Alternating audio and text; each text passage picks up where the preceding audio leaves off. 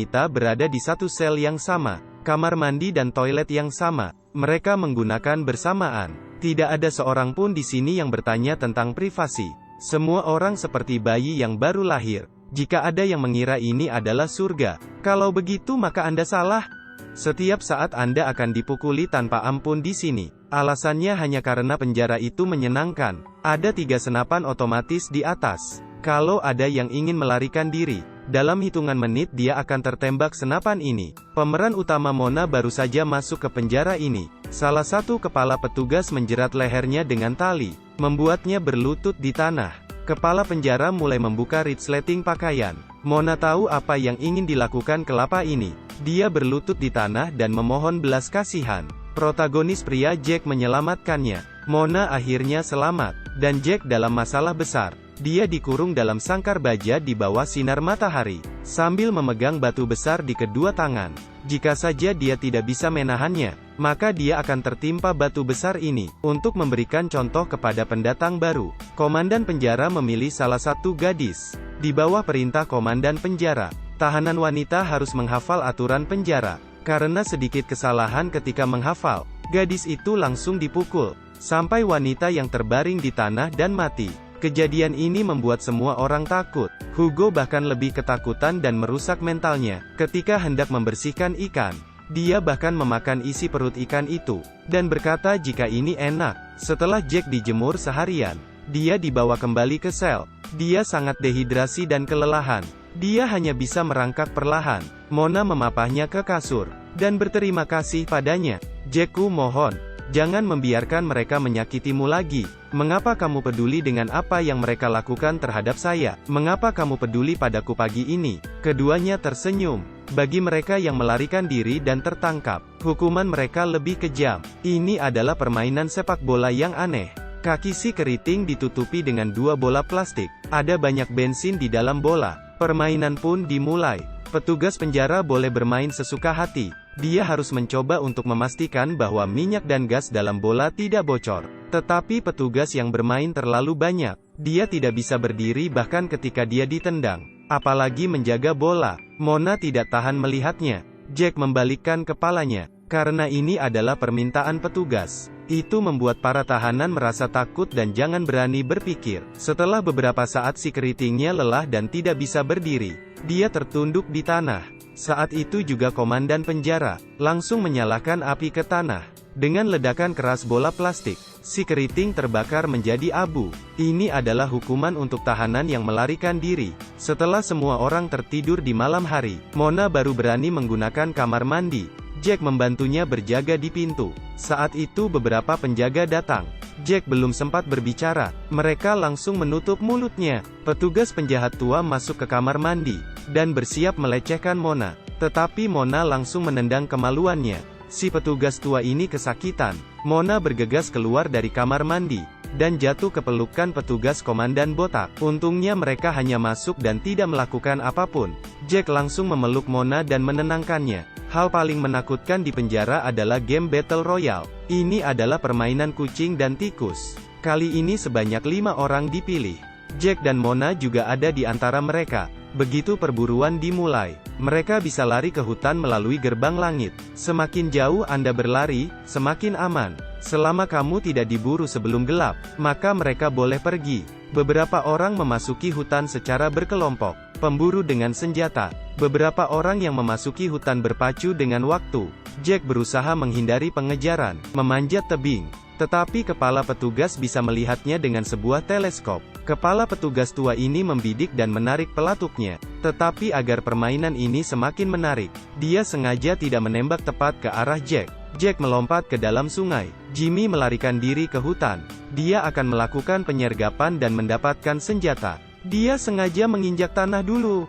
Kemudian dia memanjat pohon. Ketika petugas pengejar dan menemukan jejak kaki, baru saja kepala petugas ini mendapatkan laporan. Tiba-tiba Jimmy langsung melompat di belakangnya, merebut senjatanya. Jesse melompat keluar dan bertemu dengan Jimmy.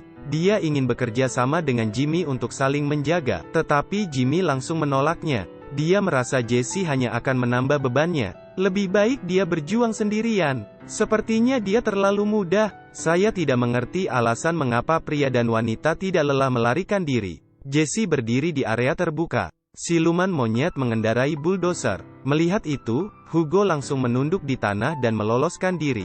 Si monyet melompat turun. Kemudian Hugo langsung menusuk kakinya. Tetapi Hugo ditendang ke tanah oleh si monyet. Glenn ingin membuat ini semakin menarik. Dia tidak ingin langsung menghabisi Hugo. Saya belum pernah melihat cara kejam seperti itu. Siluman monyet sengaja merusak sepatu Hugo, dan mematahkan jari kakinya. Kemudian memakannya. Si monyet bahkan merasa daging kaki itu seperti daging burung. Agar permainan ini semakin menarik, Glenn membiarkan Hugo berlari di depannya dengan kaki pincang. Sedangkan dia mengejar dengan bulldozer. Hugo mulai kelelahan. Mereka terus mengejarnya dengan bulldozer. Ketika Hugo tidak bisa melarikan diri lagi, dia dipukuli oleh siluman monyet dan jatuh ke tanah. Dengan beberapa pukulan, Hugo pun mati.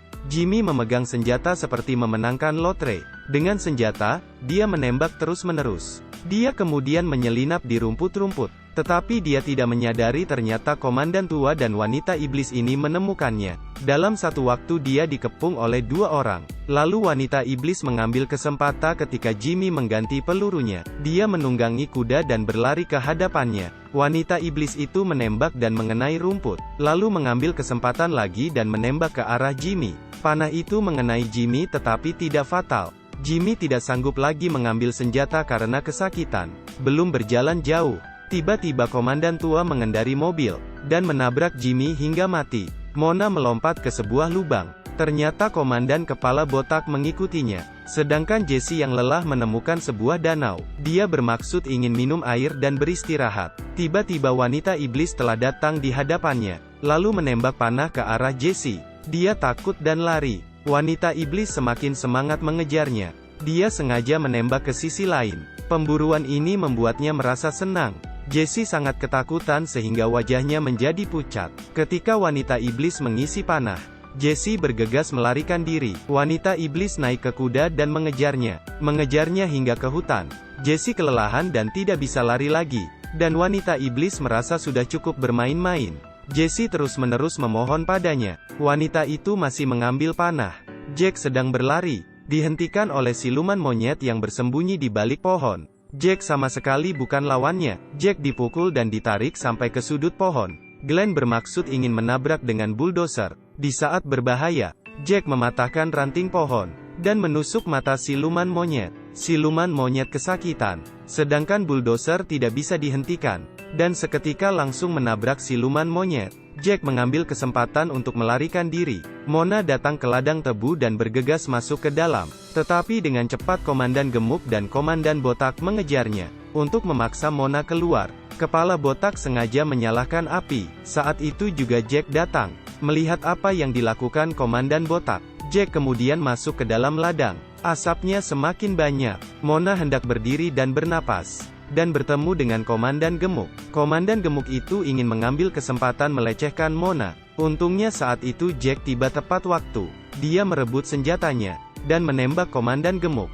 Jack mengandeng Mona dan kabur. Api tiba-tiba mengepung komandan gemuk. Seketika hanya teriakan yang tersisa. Komandan botak melihat mereka kabur. Dia tidak sempat mencari si gemuk dan mengejar mereka dengan pisau besar. Jack dan Mona melompat ke air dan pergi ke hilir. Ketika mereka sampai di ujung sungai, mereka menyadari, ini sebenarnya sebuah pulau. Artinya mereka tidak bisa kabur dari sini sama sekali. Saat itu juga, komandan botak mendatangi mereka. Melihat Jack tidak memiliki senjata, Jack juga berbicara tentang seni bela diri. Komandan botak memutuskan menyingkirkan parang dan maju. Selama pertarungan keduanya jatuh ke air. Jack terus-menerus diceburkan ke dalam air. Pada saat kritis Jack menyentuh batu, memukul kepala botak dengan kuat, kemudian melarikan diri. Komandan botak terpaksa menembak. Mona mengambil parang yang ada di tanah.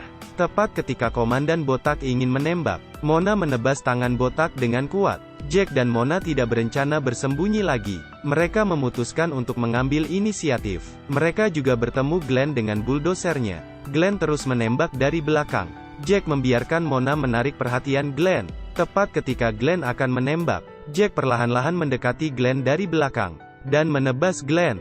Saat ini mereka telah mendapatkan mobil dan senjatanya. berjalan ke arah penjara dan menembak. Sesampainya di penjara mereka langsung menabrak pintu. Para tahanan mulai memberontak. Beberapa jet tempur mulai lepas landas. Mereka akan mendukung kamp konsentrasi. Di bawah kepemimpinan 4 penjahat, mereka membuka gudang senjata. Mereka mengambil senjata dan mulai menyerang dengan kejam. Ketika Mona datang untuk menghancurkan ruang pemantauan, wanita iblis itu mengikuti. Tidak disangka Mona dengan mudah mengalahkannya. Walaupun banyak petugas yang tiba, tidak ingin kalah, para tahanan mati-matian melawan. Selama pertempuran antara kedua kelompok, Jack menghabisi kepala petugas tua. Melihat mereka melepaskan bom, Jack dan kawanan buru-buru bersembunyi di hutan. Petugas saja memasuki hutan untuk mencari mereka. Tiba-tiba mereka dibom. Akhirnya Jack dan teman-temannya menang. Sejak itu, mereka menjalani kehidupan yang bahagia di pulau itu. Film perburuan ini pun berakhir sampai di sini.